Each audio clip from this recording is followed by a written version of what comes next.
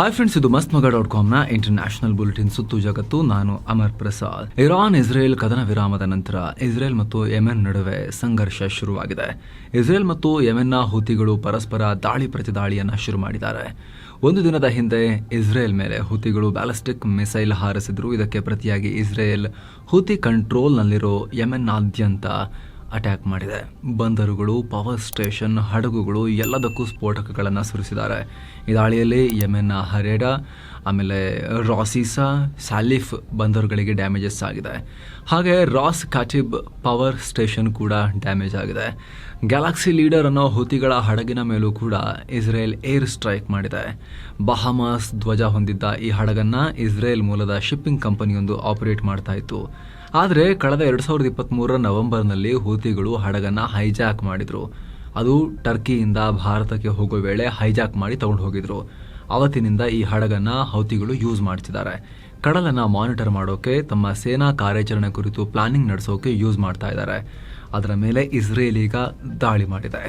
Israel ದಾಳಿಯಿಂದ ಅನೇಕ ಸ್ಥಳಗಳಲ್ಲಿ ಸ್ಫೋಟದ ಶಬ್ದ, ಭಾರೀ ಪ್ರಮಾಣದ ಬೆಂಕಿ, ಹೊಗೆ ಕಾಣಿಸಿಕೊಂಡಿದೆ. ಈ ದಾಳಿಗೆ ಇಸ್ರೇಲ್ ರಿಯಾಕ್ಟ್ ಮಾಡಿದೆ. ಇಸ್ರೇಲ್ ಮೇಲೆ ಹುತಿಗಳು ಬ್ಯಾಕ್ ಟು ಬ್ಯಾಕ್ ಮಿಸೈಲ್ ಹಾರಿಸಿದ ಕಾರಣ ನಾವು ಈ ತಿರುಗೇಟನ್ನು ಕೊಟ್ಟಿದ್ದೇವೆ. ಆಪರೇಷನ್ ನಡೀತಾ ಇದೆ. ಇಸ್ರೇಲ್ ನಾಗರಿಕರಿಗೆ ಅಪಾಯ ಉಂಟು ಮಾಡೋ ಯಾರನ್ನೂ ಇಸ್ರೇಲಿ ಸೇನೆ ಬಿಡೋದಿಲ್ಲ. ಎಲ್ಲೆಲ್ಲಿ ಅಗತ್ಯ ಇದೆಯೋ ಅಲ್ಲೆಲ್ಲ ಹೋಗಿ ನಾವು ದಾಳಿ ಮಾಡ್ತೀವಿ ಅಂತ ಹೇಳಿ ಆರ್ಭಟಿಸಿದೆ. ಇತ್ತ ಇಸ್ರೇಲ್ ರಕ್ಷಣಾ ಸಚಿವ ಇಸ್ರೇಲ್ ಕಾರ್ಡ್ಸ್ ಪ್ರತಿಕ್ರಿಯೆ ಕೊಟ್ಟಿದ್ದಾರೆ. ನಾನು ಈ ಹಿಂದೆ ಹುತಿಗಳಿಗೆ ಎಚ್ಚರಿಕೆ ಕೊಟ್ಟಿದ್ದೆ, ನಮ್ಮ ಮೇಲೆ ದಾಳಿಯನ್ನು ಮುಂದುವರಿಸಿದ್ರೆ ಯೆಮೆನ್ಗೂ ಇರಾನ್ ಗತಿನೇ ಬರುತ್ತೆ ಅಂತ ಹೇಳಿದೆ. ಇಸ್ರೇಲ್ ವಿರುದ್ಧ ಕೈ ಎತ್ತಿದ್ರೆ ಆ ಕೈಯನ್ನೇ ನಾವು ಇಲ್ಲ ಮಾಡಿಬಿಡ್ತೀವಿ ಅಂತ ವಾರ್ನಿಂಗ್ ಕೊಟ್ಟಿದೆ. ಆದರೆ ಹುತಿಗಳು ನಮ್ಮ ಮಾತು ಕೇಳಲಿಲ್ಲ. ಈಗ ಅದಕ್ಕೆ ಬೆಲೆ ತೆರಬೇಕಾದ ಟೈಮ್ ಬಂದಿದೆ ಅಂತ ಹೇಳಿದ್ದಾರೆ. ಏನೋ ಸ್ಥಳೀಯ ಮಾಧ್ಯಮಗಳ ಪ್ರಕಾರ ಇಸ್ರೇಲ್ ಟಾರ್ಗೆಟ್ ಮಾಡಿರೋ ಸೈಟ್ಗಳನ್ನು ಹುತಿಗಳು ಶಸ್ತ್ರಾಸ್ತ್ರ ಟ್ರಾನ್ಸ್ಫರ್ ಮಾಡೋಕೆ ಬಳಸ್ತಾ ಇದ್ರು ಅಂತ ಗೊತ್ತಾಗಿದೆ. ಆದರೆ ಇಸ್ರೇಲ್ ದಾಳಿಯಲ್ಲಿ ಹುತಿಗಳ ರೆಡಾರ್ ಸಿಸ್ಟಮ್ಸ್ ಕೂಡ ಧ್ವಂಸವಾಗಿವೆ. ಏನೋ ಇಸ್ರೇಲ್ ದಾಳಿ ಬೆನ್ನಲ್ಲೇ ಯೆಮೆನ್ನ ಹುತಿಗಳು ಕೂಡ ಇಸ್ರೇಲ್ನತ್ತ 2 ಬ್ಯಾಲಿಸ್ಟಿಕ್ ಮಿಸೈಲ್ ಹಾರಿಸಿದ್ದಾರೆ. ಆದರೆ 2 ನಾವು ಬ್ಲಾಕ್ ಮಾಡಿದ್ದೀವಿ, ತಡೆದು ಹೊಡೆದು ಹಾಕಿದ್ದೀವಿ. ಯಾವುದೇ ಡ್ಯಾಮೇಜಸ್ ನಮಗಾಗಿಲ್ಲ ಅಂತ ಇಸ್ರೇಲಿ ಸೇನೆ ಸ್ಟೇಟ್ಮೆಂಟ್ ರಿಲೀಸ್ ಮಾಡಿದೆ. ಅಂದ ಹಾಗೆ ಕೆಲ ದಿನಗಳ ಹಿಂದೆ ಬ್ರಿಟನ್ ಮತ್ತು ಅಮೆರಿಕ ಸೇರಿ ಹುತಿಗಳ ಮೇಲೆ ದಾಳಿ ಮಾಡಿದ್ರು. ಅಮೆರಿಕ ತನ್ನ B-2 ಬಾಂಬರ್ಗಳನ್ನು ನುಗ್ಗಿಸಿ ಇಲ್ಲಿ ಸ್ಫೋಟಕವನ್ನು ಸುರಿದು ಹೋಗಿತ್ತು. ನಂತರ ಅಮೆರಿಕ ಹುತಿ ನಡುವೆ ಒಪ್ಪಂದ ಆಗಿ ಇಬ್ರು ಪರಸ್ಪರ ದಾಳಿ ಮಾಡದೇ ಇರೋದಕ್ಕೆ ಒಪ್ಕೊಂಡಿದ್ರು. ಇದು ಇಸ್ರೇಲ್ನ ಸಿಟ್ಟಿಗೆ ಕಾರಣ ಆಗಿತ್ತು.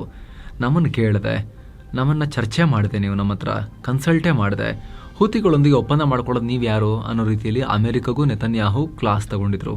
ಅಮೆರಿಕದ ವಿರುದ್ಧವೇ ಬಹಳ ಜೋರಾಗಿ ಮಾತಾಡಿದರು ನೆತನ್ಯಾಹು.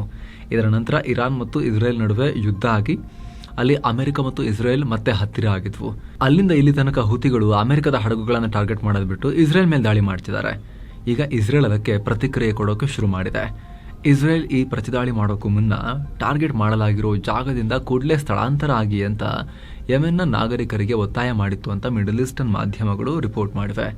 ಇನ್ನೊಂದು ಕಡೆ ಗಾಜಾದಲ್ಲಿ ಇಸ್ರೇಲ್ ತನ್ನ ದಾಳಿಯನ್ನು ಮುಂದುವರೆಸಿದೆ.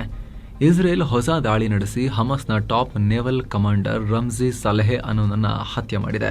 ಅಲ್ಲದೆ ಹಮಸ್ನ ಇತರ 2 ಪ್ರಮುಖ ನಾಯಕರನ್ನ ಕೂಡ ಹೊಡೆದು ಹಾಕಿದ್ದೀವಿ ಅಂತ ಇಸ್ರೇಲಿ ಸೇನೆ ಹೇಳಿಕೊಂಡಿದೆ.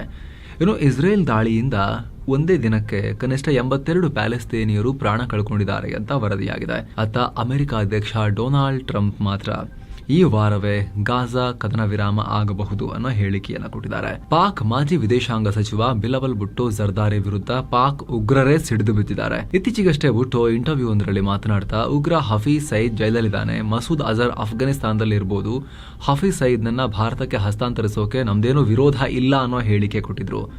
ಇದಕ್ಕೆ ಉಗ್ರ ಹಫೀಜ್ ಸಯೀದ್ನ ಮಗ ಉಗ್ರ ಮಗ ತಲಾ ಸಯೀದ್ ರಿಯಾಕ್ಟ್ ಮಾಡಿದ್ದಾನೆ. ಭುಟ್ಟೋ ಹೇಳಿಕೆಗಳು ಪಾಕಿಸ್ತಾನ ಸರ್ಕಾರದ ನೀತಿ ಮತ್ತು ರಾಷ್ಟ್ರೀಯ ಹಿತಾಸಕ್ತಿಗೆ ವಿರುದ್ಧ ಅಂತ ಹೇಳಿಕೆ ಕೊಟ್ಟಿದ್ದಾನೆ. ನೋಡಿ ಎಲ್ಲಿ ತನಕ ಅಂತ. ಉಗ್ರನ ಮಗನಿಂದ ಹೇಳಿಕೆ ರಾಷ್ಟ್ರೀಯ ಹಿತಾಸಕ್ತಿ ಮತ್ತು ರಾಷ್ಟ್ರೀಯ ನೀತಿ ಬಗ್ಗೆ. ಮಾಜಿ ವಿದೇಶಾಂಗ ಸಚಿವನ ಬಗ್ಗೆನೇ ಅವರು ಆಕ್ರೋಶ ವ್ಯಕ್ತಪಡಿಸಿದ್ದಾರೆ.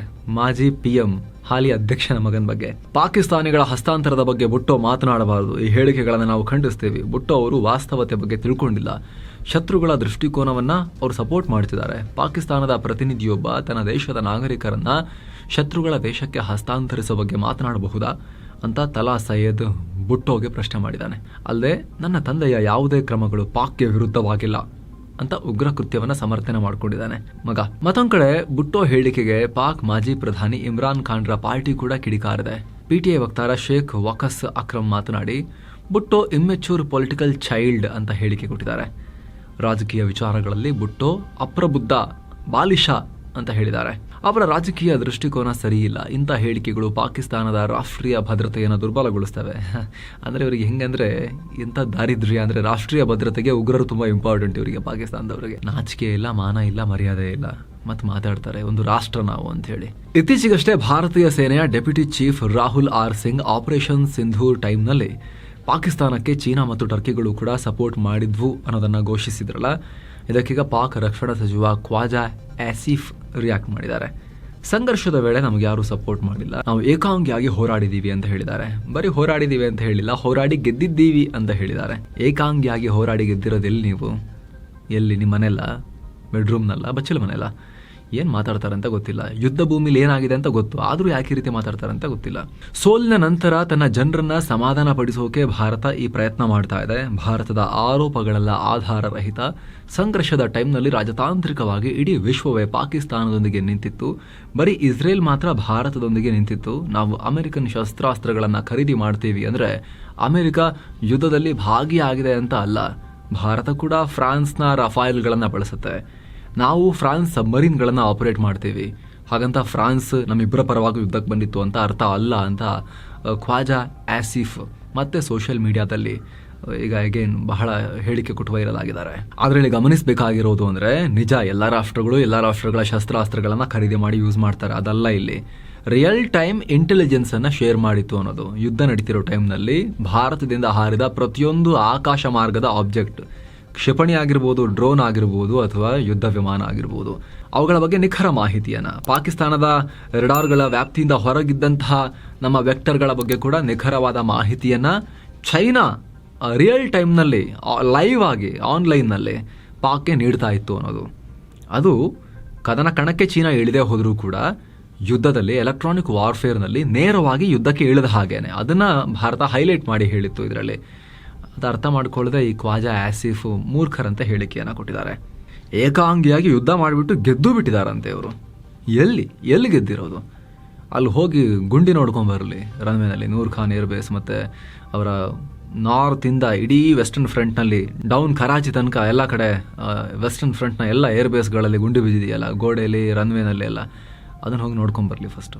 ಕುತಂತ್ರಗಳ ಗಣಿ, ಷಡ್ಯಂತ್ರಗಳ ಸರದಾರ ಚೀನಾ ಮತ್ತೊಂದು ದುಷ್ಕೃತ್ಯ ಮಾಡಿರುವುದು ಬೆಳಕಿಗೆ ಬಂದಿದೆ. ಆಪರೇಷನ್ ಸಿಂಧೂರ್ನಲ್ಲಿ ಪಾಕ್ ವಿರುದ್ಧ ಹೋರಾಡಿದ ರಫೈಲ್ನ ಗ್ಲೋಬಲ್ ರೆಪ್ಯುಟೇಷನ್ ಹಾಳು ಮಾಡೋಕೆ ತನ್ನ ರಾಯಭಾರ ಕಚೇರಿಗಳನ್ನೇ ಯೂಸ್ ಮಾಡ್ತಿದೆ ಅಂತ ಗೊತ್ತಾಗಿದೆ. ಅಲ್ಲಿರೋ ಅಧಿಕಾರಿಗಳಿಗೆ ಸುಳ್ಳು ಸುದ್ದಿ ಹರಡೋ ಟಾಸ್ಕ್ ಕೊಟ್ಟಿದೆ ಅಂತ ಫ್ರಾನ್ಸ್ ಇಂಟೆಲಿಜೆನ್ಸ್ ಅಧಿಕಾರಿಗಳು ಹೇಳಿದ್ದಾರೆ. ಈಗ ಆಲ್ರೆಡಿ ಚೀನಾದ ಅಧಿಕಾರಿಗಳು ಈ ಪ್ರೊಪಗ್ಯಾಂಡಾ ಶುರು ಮಾಡಿದ್ದಾರೆ. ರಫೈಲ್ ಜೆಟ್ಗಳನ್ನು ಖರೀದಿ ಮಾಡಿಬಿಡಿ, ಬದಲಿಗೆ ನಮ್ಮ ಚೈನಾ ಮೇಡ್ ಫೈಟರ್ ಜೆಟ್ಗಳನ್ನು ಖರೀದಿ ಮಾಡಿ. ಆಪರೇಷನ್ ಸಿಂಧೂರ್ ಟೈಮ್ನಲ್ಲಿ ಭಾರತೀಯ ವಾಯುಪಡೆ ಬಳಸಿದ ರಫೈಲ್ ಫೈಟರ್ ಜೆಟ್ಗಳು ಸರಿಯಾಗಿ ಪರ್ಫಾರ್ಮೇ ಮಾಡಿಲ್ಲ ಅಂತ ಬೇರೆ ರಾಷ್ಟ್ರಗಳಿಗೆ ಚೀನಿ ಅಧಿಕಾರಿಗಳು ಕಿವಿಗೆ ಸುಳ್ಳು ತುಂಬ್ತಾ ಇದ್ದಾರೆ ಅಂತ ಹೇಳಿ ವರದಿಯಾಗಿದೆ.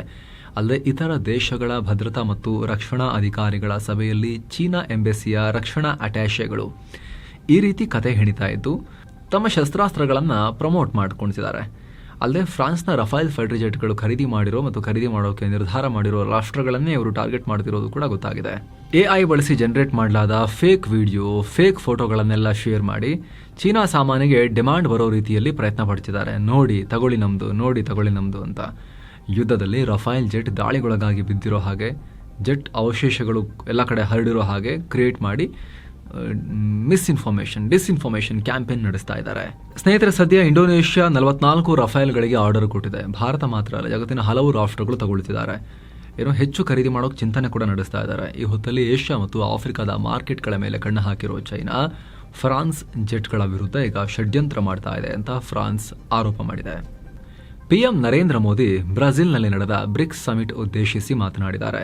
ಭಯೋತ್ಪಾದನೆ ಇವತ್ತು ನಾವೆಲ್ಲ ಫೇಸ್ ಮಾಡ್ತಿರೋ ಅತ್ಯಂತ ಗಂಭೀರ ಸವಾಲುಗಳಲ್ಲಿ ಒಂದಾಗಿದೆ. ಇತ್ತೀಚೆಗೆ ಭಾರತ ಈ ಸವಾಲನ್ನು ಫೇಸ್ ಮಾಡ್ತು. ಜಮ್ಮು ಕಾಶ್ಮೀರದ ಪಹಲ್ಗಾಮ್ನಲ್ಲಿ ಅಮಾನವೀಯ ಮತ್ತು ಹೇಡಿತನದ ಉಗ್ರ ದಾಳಿ ನಡೆಯಿತು. ಇದು ಮಾನವೀಯತೆ ವಿರುದ್ಧ ನಡೆದ ದಾಳಿಯಾಗಿತ್ತು ಅಂತ ಹೇಳಿದ್ದಾರೆ.